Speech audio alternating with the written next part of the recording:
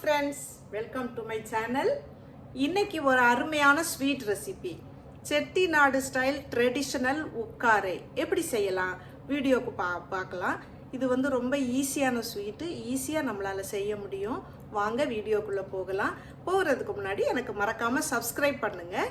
நீங்கள் வீடியோ பார்த்துட்டு எனக்கு லைக் பண்ணி ஷேர் பண்ணுங்கள். வாங்க வீடியோக்குள்ளே போகலாம். உக்காரை செய்கிறதுக்குள்ளே பொருளெல்லாம் எடுத்துருக்குறேங்க. 1 டம்ளர் பாசிப்பருப்பு, 1/2 டம்ளர் ரவா, 1/2 டம்ளர் நம்ம தேங்காய் துருவி வச்சுக்கணும். வெல்லம் வந்து 2 டம்ளர் எடுக்கணும், ஒரே அளவில் எடுக்கணும்.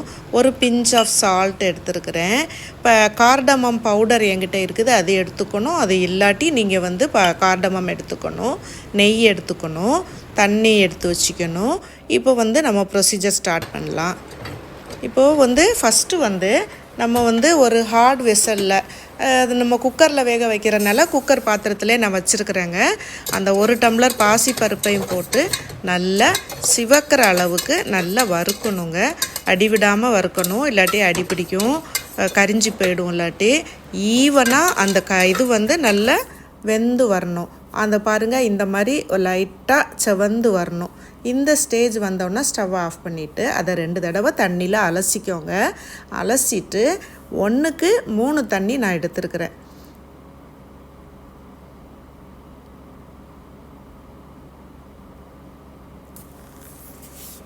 இப்போ வந்து இதை விசில் போட்டு குக்கரில் போட்டு 2 விசிலுக்கு நம்ம விடணும். அப்போ தான் ரொம்ப அதுக்கு மேலே விடாதீங்க, மாவாக போயிடக்கூடாது. அதே நேரம் பருப்பு விதையாகவும் இருக்கக்கூடாது. அந்த டெக்ஸ்சர் நமக்கு வேணும். இந்த உக்காரையில் அந்த பருப்புடைய டெக்ஸ்சர் நமக்கு முக்கியம். 2 விசில் கொடுங்க. அதே நேரத்தில் அந்த 2 டம்ளர் ஜாகரி பவுடர் எடுத்து வச்சுருந்தோம். வெல்லமாக இருந்தால் நீங்கள் பொடிச்சிக்கோங்க. தண்ணி ஒரு 1/4 டம்ளர் விட்டு அதை கரைக்கிறதுக்காக பண்ணணும். அது வந்து பாகு கிடையாது, தண்ணியை கரைக்கிறோம். கரைச்சி அது ஒரு பக்கம் சூடாயிட்டு இருக்குதுங்க. இப்போ இது 2 விசிலில் வெந்துருச்சு. இப்போ நம்ம பார்க்குறப்ப அந்த டெக்ஸ்சர் கரெக்டாக இருக்குது. இதை வந்து ரொம்ப ஸ்மாஷ் பண்ணக்கூடாது. இதை அப்படியே தான் நம்ம யூஸ் பண்ணணும். மெல்லிசான கரண்டி வச்சு நம்ம செய்யும்போது அது ரொம்ப ஸ்மாஷ் ஆகாது. இப்போ ஒரு ஸ்டவ்வில் வந்து ஒரு பாத்திரத்தை வச்சு ஒரு 2 to 3 ஸ்பூன் நெய் விட்டுட்டு அதில் நம்ம என்ன பண்ணணும்னா, அந்த ரவை நம்ம 1/2 டம்ளர் ரவை எடுத்துருக்கோம், அதை அந்த நெய் சூடான உடனே போடணும். அந்த சூட்டில் அது கொஞ்சம் பொறின்னு பொரியும். அதை அப்படியே நல்லா வதக்கி விடணும். ஒரு 1/2 வேக்காடு அது நல்லா வருந்த பிறகு நம்ம துருவி வச்சுருக்கிற தேங்காய் இருக்குது, தேங்காவையும் அதில் போட்டு நல்லா வறுத்து கொடுக்கணும்.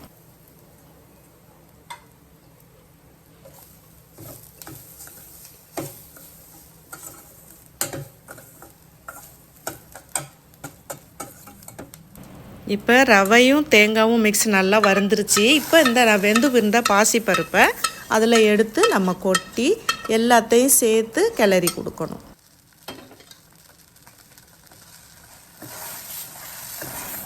இந்த பாசிப்பருப்பை சேர்க்கும்போது அந்த பாசிப்பருப்பில் இருக்கிற தண்ணி தன்மையில் அந்த ரவை இன்னும் நல்லா வெந்துடும்.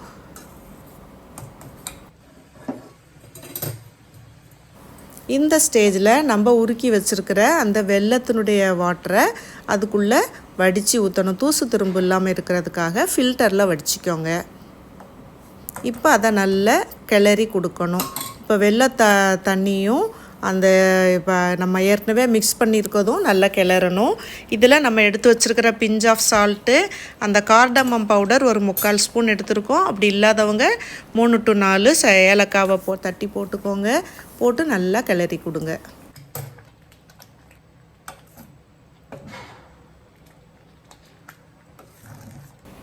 தீ ரொம்ப மிதமாக வச்சுக்கோங்க. தீ வேகமாக எரியக்கூடாது. அதே நேரம் கைவிடாமல் அடிக்கடி கிளறிக்கிட்டே இருக்கணும். ஏன்னா அப்போ தான் அந்த இது நல்லா கலந்து வந்துக்கிட்டே இருக்கும். இந்த நேரத்தில் இன்னொரு ஸ்டவ்வில் நான் ஒரு 2 ஸ்பூன் நெய் எடுத்துக்கோங்க.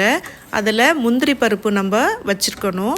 முந்திரி பருப்பு அளவு வந்து உங்கள் விருப்பம்தான், எவ்வளோனாலும் போட்டுக்கலாம். அந்த முந்திரி பருப்பை அந்த நெய் சூடான உடனே அதில் போட்டு கிளறணும். முந்திரி பருப்பு லேசாக செவந்தால் போதும், ரொம்ப செவக்க வேண்டியது இல்லை. லேசாக செவந்த உடனே அதை வந்து எடுத்து தனியாக எடுத்து வச்சுக்கணும்.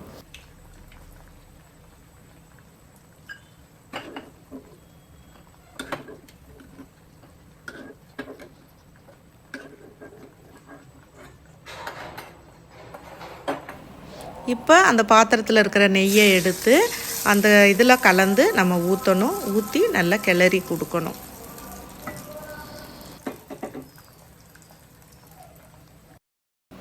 மிதமான தீயில பொறுமையாக கிளறணும்.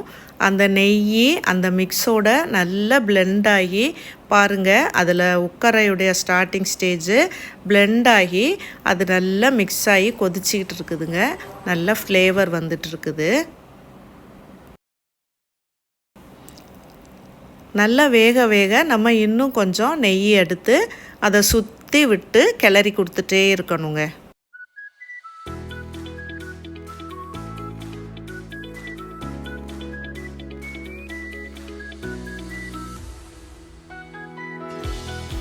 அடிவிடாமல் கிளறணும், பொறுமையாக கிளறணும். இப்படி கிளறுங்க. கிளறப்ப ஒரு ஸ்டேஜில் அடியில் ஒட்டாமல் கொஞ்சம் ஒதுங்கி வரும் பாருங்கள்.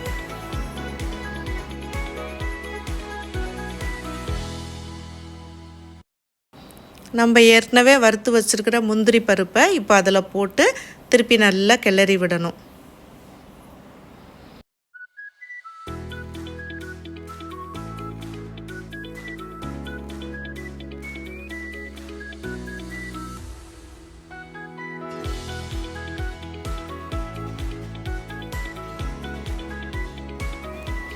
பாசிப்பருப்பு, ரவை, தேங்காய் இந்த டெக்ஸ்சர் மூணும் சேர்ந்து இந்த வெள்ளைப்பாகோடு சேர்ந்து நெய்யும் கலந்து வரும்போது ஆஹா, அந்த வாசனையே தனி தாங்க. ரொம்ப அருமையாக வருது, ரொம்ப அழகாக வருது. அருமையான உக்காரை ரெடி ஆயிடுச்சுங்க. அழகாக ஒரு கரண்டியில் எடுத்து சர்வ் பண்ணுறதுக்கு 2 கிண்ணத்தை எடுத்து நான் அதில் போடுறோம் பாருங்கள். எவ்வளோ அருமையாக வருது பாருங்கள். இதை இதில் ஒரு மேலே 2 முந்திரி பருப்பு அலங்காரத்துக்கு வச்சுட்டு சர்வ் பண்ணோன்னா சூப்பராக இருக்கும். இது வாசமாக இருக்குது, ரொம்ப ஆசையாக இருக்கும். நீங்கள் செஞ்சிங்கன்னா உங்களுக்கு உடனே சாப்பிட்ணுன்னு தோணும். ஃப்ளேவரும் டெக்ஸ்சரும் ரொம்ப அருமையாக இருக்குதுங்க.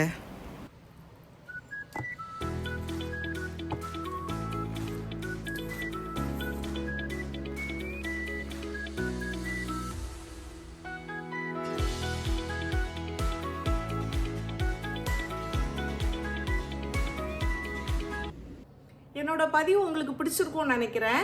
இந்த ஸ்வீட் ரொம்ப சாஃப்டாகவும் ஸ்மூத்தாகவும் இருக்கும், ரொம்ப டேஸ்டியாக இருக்கும். இது நம்மளுடைய பாரம்பரிய ஸ்வீட்டு, செட்டிநாடு ஸ்டைலில். இதை நீங்கள் செஞ்சு பாருங்கள், உங்களுக்கு கட்டாயம் ரொம்ப பிடிக்கும். நீங்கள் என்னுடைய ஃபர்தர் வீடியோஸையும் நீங்கள் பாருங்கள். எனக்கு ரெகுலராக நான் போஸ்ட் பண்ணிகிட்டு இருப்பேன். என்னுடைய ஆல்ரெடி பதிவு பண்ணியிருக்கிற வீடியோஸையும் நீங்கள் பாருங்கள். நீங்கள் ஸ்வீட் செஞ்சு பார்த்துட்டு எனக்கு கமெண்ட்ஸில் சொல்லுங்கள். லைக் பண்ணி ஷேர் பண்ணுங்கள். இதுவரை சப்ஸ்கிரைப் பண்ணாதவங்க எனக்கு சப்ஸ்கிரைப் பண்ணுங்கள். தேங்க்ஸ் ஃபார் வாட்சிங்.